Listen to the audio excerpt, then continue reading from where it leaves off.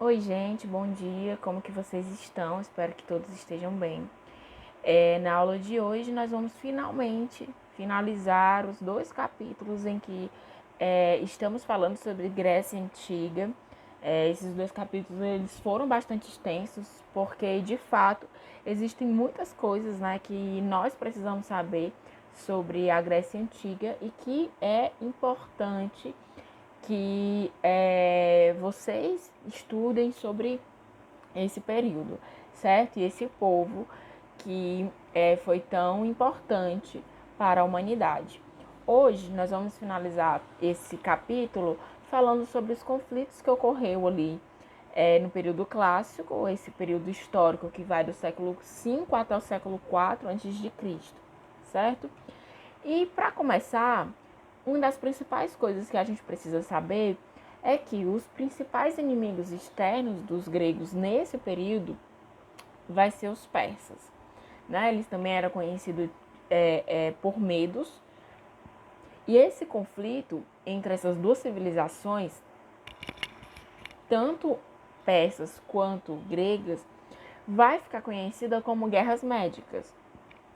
E ela vai ocorrer entre 500 e 479 a.C.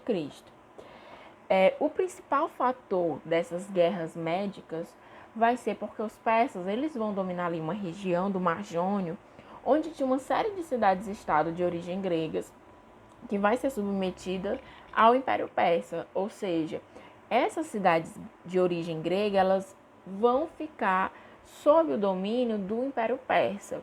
Só que acontece que esse povo que vivia nessas cidades e estados de origem grega, eles vão se rebelar contra os persas e vão conseguir o apoio de outras cidades e estados, principalmente de Atenas.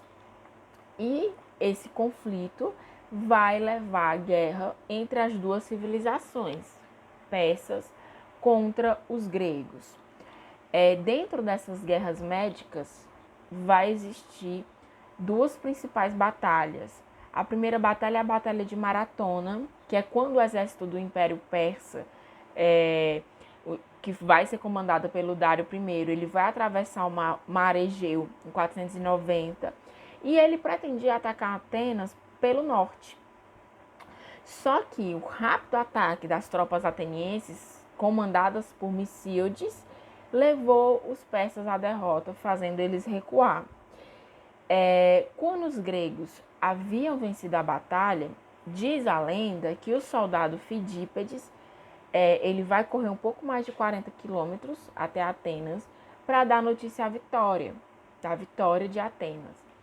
E aí essa corrida ela ficou famosa e hoje a maratona, como ficou conhecida a batalha, é uma das provas mais tradicionais do atletismo, né? Segundo a lenda, dizem que veio por causa dessa corrida desse soldado. E aí vai existir uma segunda guerra médica, que vai ser conhecida como Batalha de Termópilas. Ocorre quando os gregos eles ficam sabendo de um novo ataque persa. Agora não vai ser mais comandado pelo rei persa Dário I, e sim pelo seu filho Xerxes. E aí eles vão se unir para enfrentar o inimigo. Termópilas era um desfiladeiro de 15 quilômetros de largura que existia entre as montanhas e o mar, que caso fosse ultrapassado, ele possibilitaria a entrada na península grega das tropas inimigas. Tá? Então, por isso que dá a origem do nome.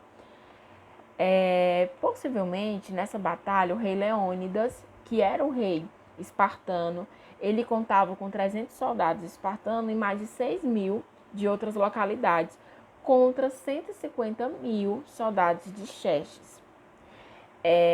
O Xerxes, filho do Dário I, ele tinha ameaçado de esconder o sol com as flechas que seu exército iria lançar. E aí o Leônidas, né, muito inteligente, ele diz que seria melhor que Xerxes escondesse o sol, porque aí eles iriam ter esse confronto nas sombras. Os soldados espartanos, eles vão resistir ao ataque persa, mas vai existir uma traição que vai levar os persas a atacarem pela retaguarda. E aí esse ataque vai derrotar os gregos e vai permitir que os persas entrem no território, destruindo várias cidades, entre elas Atenas. Quando eles entram, né, em Atenas, os gregos eles vão fugir para o canal de Salâmina, onde eles vão encontrar barcos, e aí os gregos eles conseguem derrotar uma esquadra, né, uma forte esquadra persa. E aí quando os gregos conseguem derrotar os persas, eles vão pôr fim à guerra. Essa vitória ela vai fortalecer Atenas, que vai liderar uma formação da Confederação de Delos, que vai ser uma união de cidade-estado que tinha por sede a ilha de Delos e onde um tesouro vai ser guardado para financiar a defesa dos gregos em caso de novas guerras. Atenas, né, que vai sair muito fortalecida após vencer essa batalha, ela vai fortalecer o seu comércio marítimo e os recursos financeiros conseguidos vai servir para reconstruir a cidade de Atenas, que foi destruída. E o líder da época, um líder político chamado Péricles, ele vai governar a polis, né? A polis, a cidade-estado, Atenas, por 30 anos. E isso vai fortalecer o regime democrático com a participação de decisões políticas de todos os cidadãos. Lembrem-se quem são cidadãos, tá? Que a gente estudou no vídeo anterior. Essa reconstrução, né, esse auge de Atenas vai incomodar muito Esparta. E a Esparta e outras cidades, elas não vão concordar com esse domínio ateniense e eles vão formar a Confederação de Peloponeso, né, para se opor à Confederação de Delos, que foi construída por Atenas. O resultado disso foi a Guerra do Peloponeso, que ocorreu de 431 a 404. Esparta vai sair vitorioso dessa guerra, mas ele vai enfraquecer a unidade da civilização grega. Tebas, ele entra na guerra com Esparta e vai vencer, mas eles não conseguiram conter a força do Império Macedônico, que era um outro império que estava tentando entrar e conquistar a Grécia Antiga.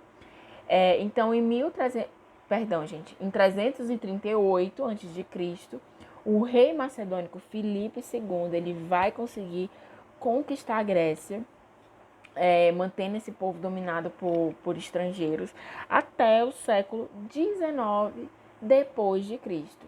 Então, o fim do Império da Grécia Antiga, das cidades-estados da Grécia Antiga, vai ser com o domínio do Império Macedônico, certo?